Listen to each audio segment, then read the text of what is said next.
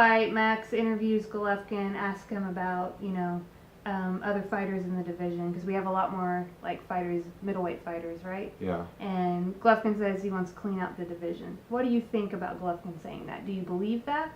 I think that Golovkin wants to clean out the division. I think that his promoters and I think HBO to a large degree would not risk him doing that before at least he fights Canelo Alvarez again, because there's a lot more money involved. And then there's a lot of dangerous fighters at middleweight now. I think like they could put him in there with BJ Saunders.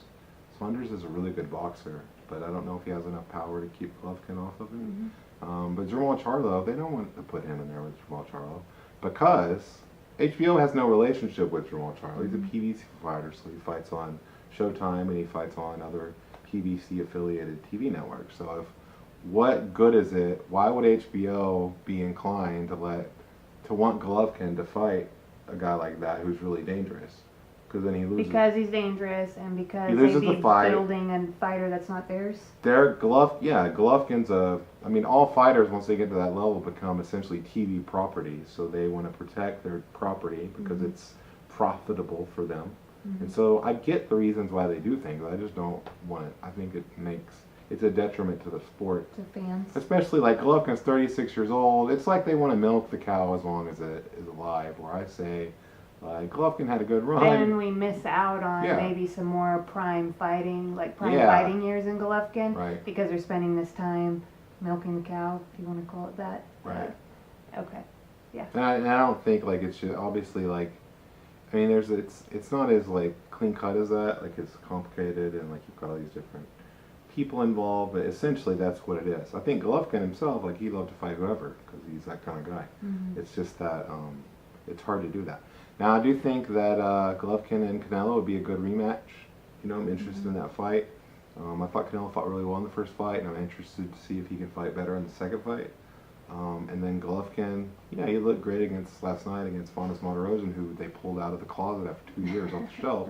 Like that guy didn't look like he had a lot of courage, and I give him a lot of credit for how he fought. Like he really tried to win the fight, and he was in shape and all that stuff. That being said, he just dangerous. He looked like a guy who was in way over his head before the bell rung. Like you were like, this guy shouldn't be in there. I know he hasn't fought in a long time. He's never fought a heavy-handed middleweight like this because he's not a middleweight, and all of a sudden he's Golovkin's record-tying 20th title defense. It's just ridiculous, and that's what I think. I think it's dumb, and I think that it hurts boxing, and so I want better fights. So that's what I like about Showtime a lot, is that I don't know if they intentionally put on better fights. Like sometimes I think maybe anyway, it doesn't matter. They seem to have better competition on their fights, like you'll see, I don't know, you'll see Danny Garcia and Keith Thurman, and they're both pretty young, you know what I mean? Like it seems like they kind of know less. The story I make up is that they are not as good at featuring fighters and building them into these stars. I at least get to see them fight more often, and I get to see them fight against each other, and I like that.